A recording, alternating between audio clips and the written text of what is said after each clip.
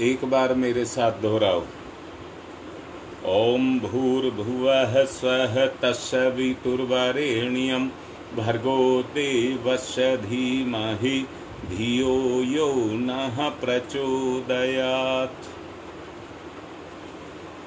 मैंने कल आप लोगों से कह रहा था, जीवन की एक यात्रा है और वो यात्रा कुछ नहीं है। अगर उसको छोटे में लेकर के देखा जाए तो वो एक ही चीज है, अनुशासन का पालन। देखे ना, व्यक्ति का सब कुछ उसके चरित्र से जुड़ा हुआ है। व्यक्ति का सब कुछ उसके चरित्र से जुड़ा हुआ है। अगर वो एक भी काम गलत करता है तो उसमें उसका चरित्र गिरता है, और चरित्र गिरने का कारण है चिंतन का गिरना, चिंतन का गिरना। अब मैं ये कहूं, सारी की सारी जिंदगी, सारा का सारा जीवन इस इंसान के लिए केवल केवल केवल अनुशासन पालन है। अनुशासन पालन है। जो जितना अनुशासन का पालन करते हैं उनका जीवन का परिचय वही है। व्यक्ति के जीवन का परिचय वही है जितना वो अनुशासन को पालन करता है। जीवन क्षेत्र में अनुशासन पालन करने वाले व्यक्ति अपनी धाक उन पर जमाते हैं जो कमजोर होते हैं। दोबारा से कह रहा हूं, ताकत के बल पर नहीं, अनुशासन की शक्ति के बल पर। आप करके देख लीजिए, जितना आप अनुशासन के प्रति समर्पित होते चले जाएंगे। और एक बात और कह रहा हूं, अनुशासन दूसरों के लिए नहीं होता है, अपने लिए होता है।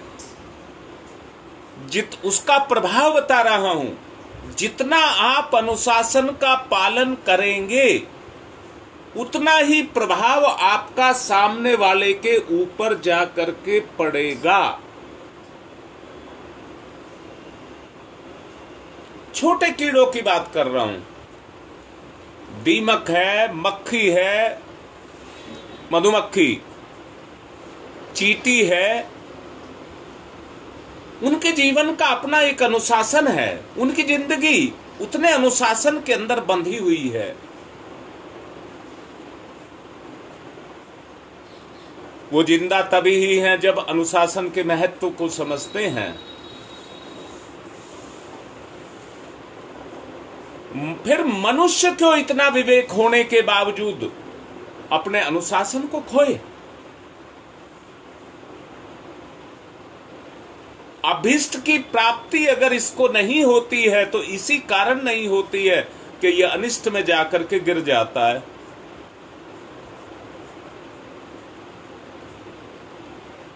मानसिक गरिमा का अगर व्यक्ति पालन ना करे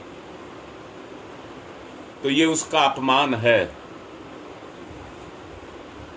जिसे कभी आत्मसम्मानी और व्यवहार में कुशल माना जाता है, वो अपने ही हाथों अपनी इज्जत को खराब कर लेता है। बड़ा अच्छा से समझ लीजिए, आत्मा के अनुशासन को ना मान करके, इंद्रियों के अनुशासन को मान करके अपने स्तर को गिरा लेता है। अपने ही हाथों से अपने पैरों पर कुल्हाड़ी मारता है, अपने चिंतन से अपने चरित्र को काटता है। आप पूरी दुनिया में देखिए, पशु पक्षी, पेड़ पौधे सब प्रकृति के अनुशासन में बंधे हैं। सब प्रकृति के अनुशासन में बंधे हैं और प्राकृतिक अनुशासन की महत्ता को बताते हुए मनुष्य के लिए जो कुछ भी अनिवार्य है उसको इसको सिखाते रहते हैं।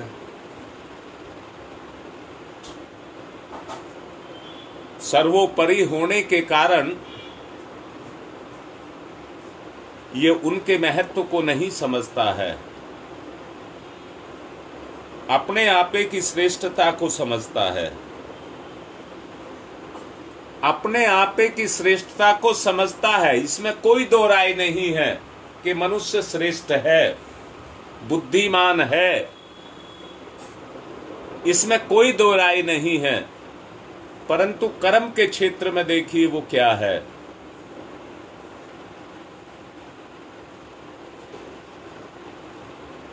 विधाता ने इसको इतना दिया है, परंतु वो भी इससे अपेक्षाएं करता है।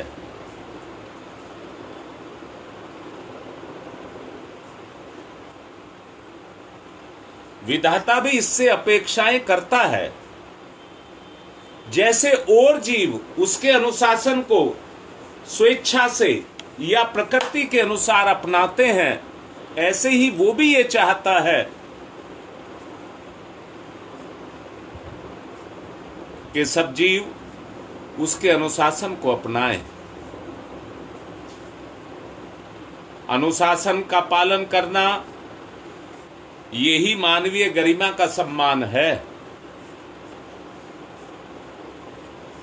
अनुशासन पालते हैं वो दूसरों को अपने अनुशासन में बांधने का, अपने बस में करने का प्रयत्न करते हैं।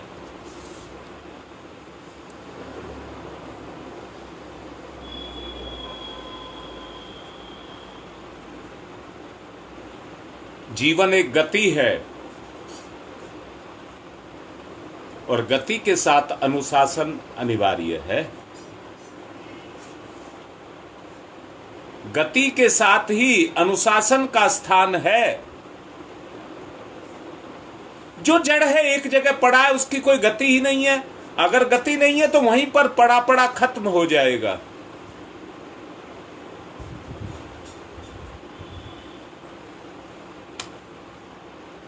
बड़े अच्छे से सोचने समझने की आवश्यकता यह है, जो अनुकरणीय है उसे दैनंदिन जीवन में अपनाना चाहिए। आपने उसका कितना समावेश अपनी प्रकृति के अंदर किया है, उतना ही बदलाव आपके जीवन में होता चला जाएगा और यही जिंदगी है।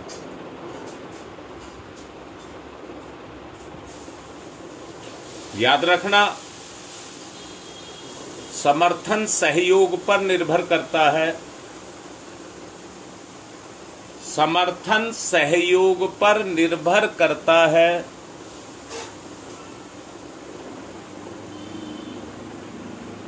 और सहयोग जन सम्मान पैदा करता है। सहयोग से ही जन सम्मान मिलता है।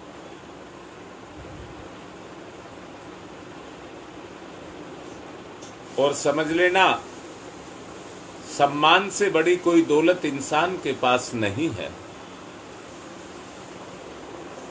अब आप अपने आप को तोल करके देखिए, यही मंथन है। हम अपने में कितना सुधार ला सकते हैं, यही दूसरा चरण है। जो जागृत शक्ति है उसका संवर्धन किया जाए।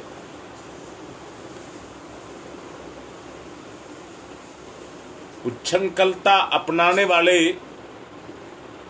बदले में वैसी ही अनुपयुक्त प्रतिक्रिया का सामना करते हैं। तरह तरह की अड़चनों का, मुसीबतों का उनको सामना करना पड़ता है।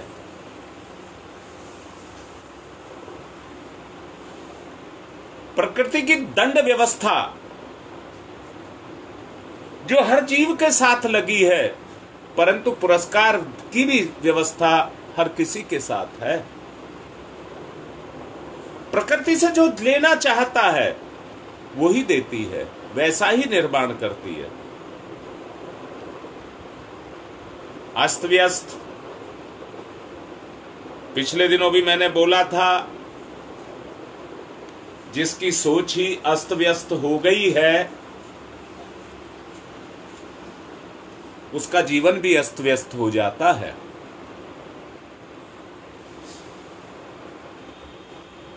प्रियतन अपना सर्वनाश करने की मूर्खता, जो प्रियतन है वो अपना सर्वनाश करने की मूर्खता करता हुआ चला जा रहा है और समझ नहीं रहा है। इसलिए एक काम शुरू किया गया है। समाज का ऋण है हम सबके ऊपर, समाज का ऋण है हम सबके ऊपर। नहीं तो परिवार के रूप में और समाज के रूप में क्यों करते फिर रहे हैं?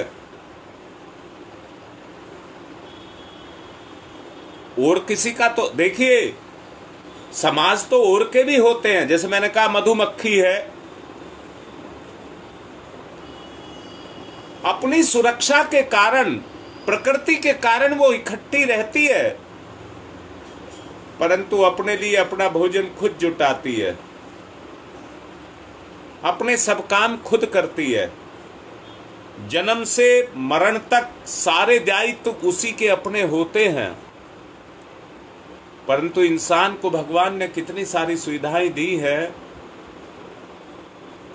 जन्म के साथ माता ही नहीं, भगवान स्वयं भी उससे आकर के जुड़ता है।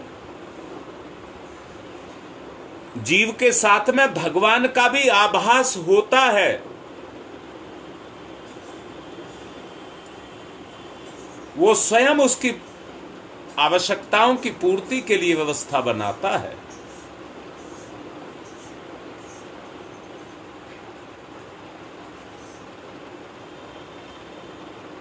प्रामाणिकता अर्जित करने के लिए नीतिवान होना बहुत आवश्यक है, बहुत आवश्यक है। चरित्र पर उंगली उठाने और पवित्र मर्यादाओं का उल्लंघन करने वाले के भीतर से दुर्बलता अपने आप पैदा हो जाती है।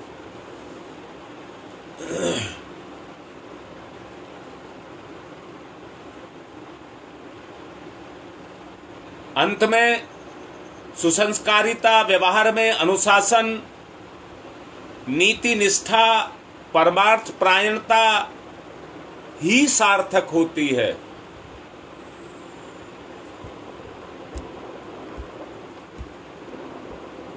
और ये दोनों एक दूसरे के पूरक हैं।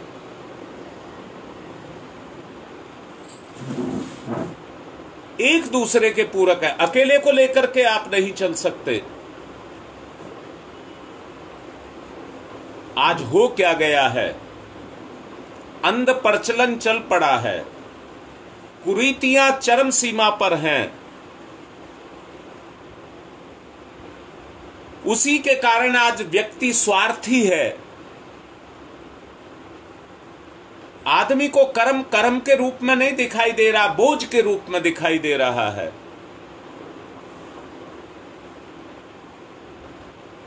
माता अपने बच्चों का कर रही है, अपने परिवार का कर रही है, पिता भी अपने बच्चों और अपने परिवार का कर रहा है, पर बोझ।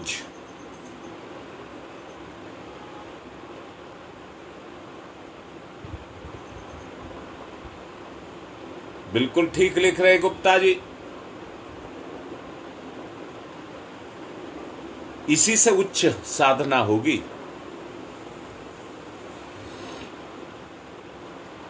इसी से उच्च स्तर की साधना होगी। आप ध्यान साधना कर रहे हैं, इन्हीं तथ्यों को मन में रख करके आप अपनी साधना को करिए।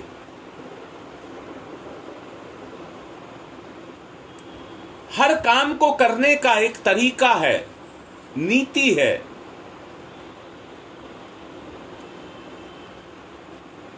उसका निर्धारण करके ही आप उस कार्य को कर सकते हैं। माता पिता कार्य कर रहे हैं, अपने परिवार को पाल रहे हैं, परंतु अगर अंदर से किलस रहे हैं, अंदर से खुश नहीं है, तो वो कर्म मुक्ति देने वाला कर्म नहीं है।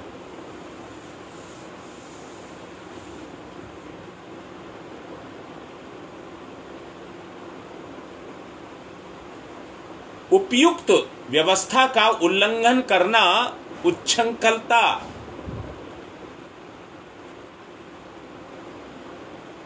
कहलाती है। चरित्रवान शक्तिवान होता है, चरित्रवान शक्तिवान होता है, जो मर्यादाओं का पालन करता है उसे पुरुषोत्तम कहते हैं।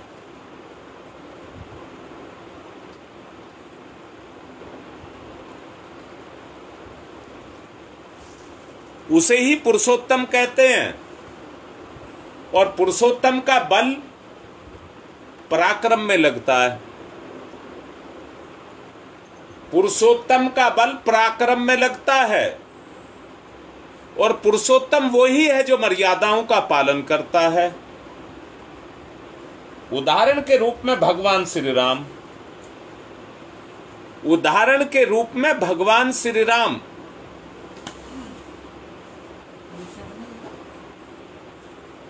मर्यादा, अनुशासन, व्यवस्था, मर्यादा, अनुशासन, व्यवस्था, इन सब की परिधि बहुत विस्तृत है। इनका अनुकरण जब व्यक्ति करता है तो मात्र अनुकरण से ही उसका विस्तार होता हुआ चला जाता है।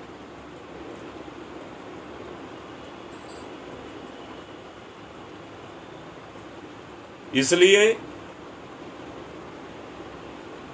निवेदन किया जा रहा है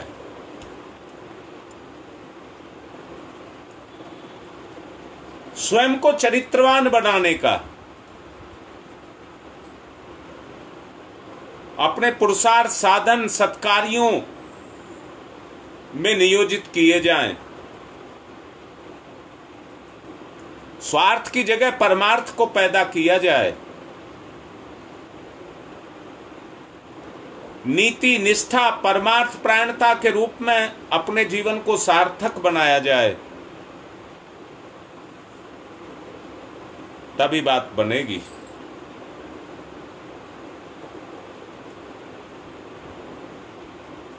उच्च विचारों का जीवन में पालन किया जाए। हमको पता है कि हम गलत सोच रहे हैं, अपनी सोच को बदला जाए, अच्छी सोच को जागृत किया जाए।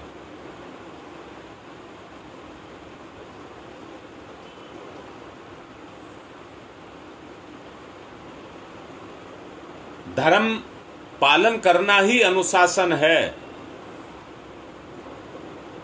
धर्म अनुशासन ही है। इसलिए हमें उसका पालन करना चाहिए।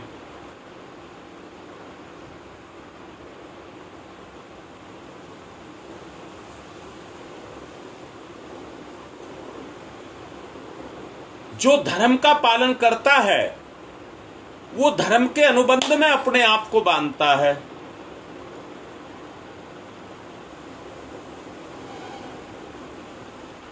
और अनुबंध और कोई नहीं है, अनुशासन ही अनुबंध है।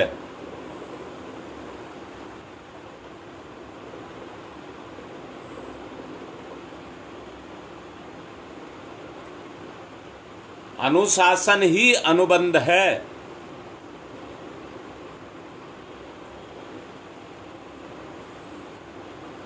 अब ध्यान की तरफ को चलेंगे।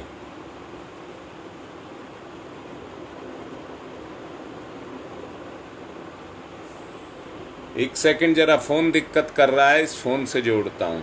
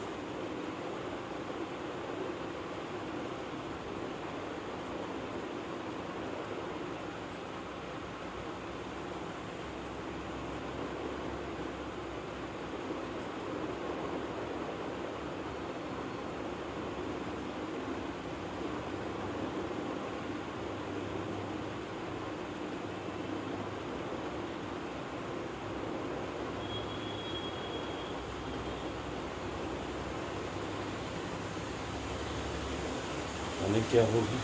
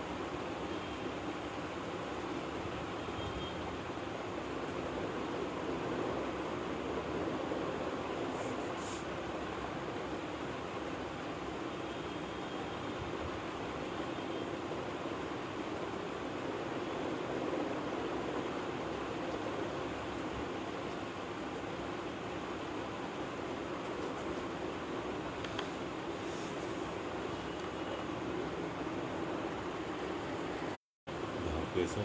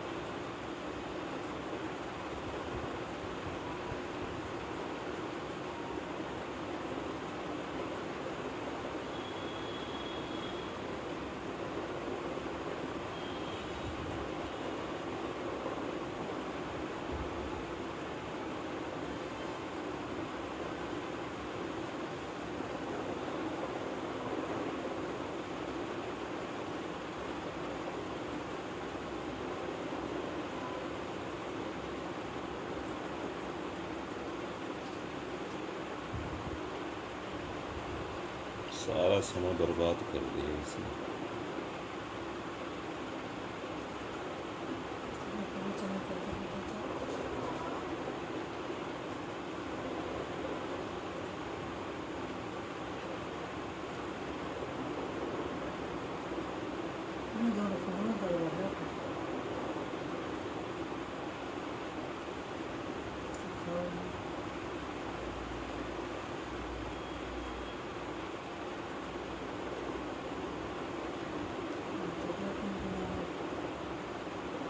तो ना चल रहा बात हो गई ना।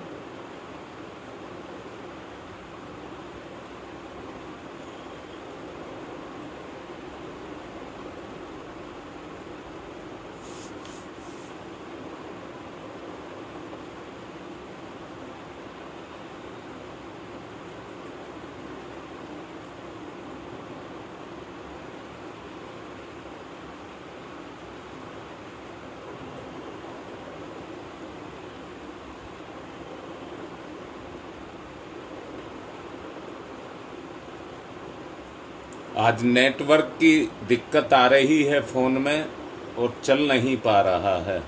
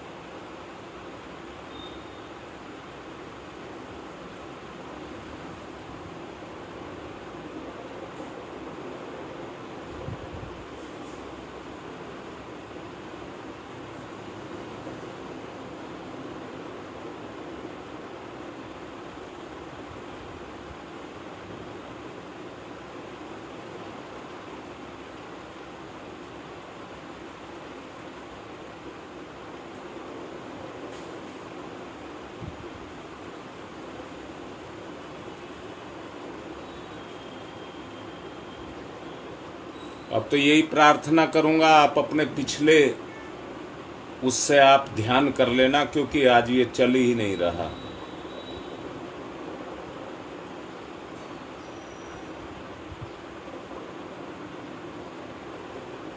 आज की बात को यहीं संपन्न कर रहा हूं, क्योंकि समय भी कम रह गया है। इसलिए ध्यान आप अपने स्तर से कर लेना, जो रोज के ध्यान है उससे कर लेना।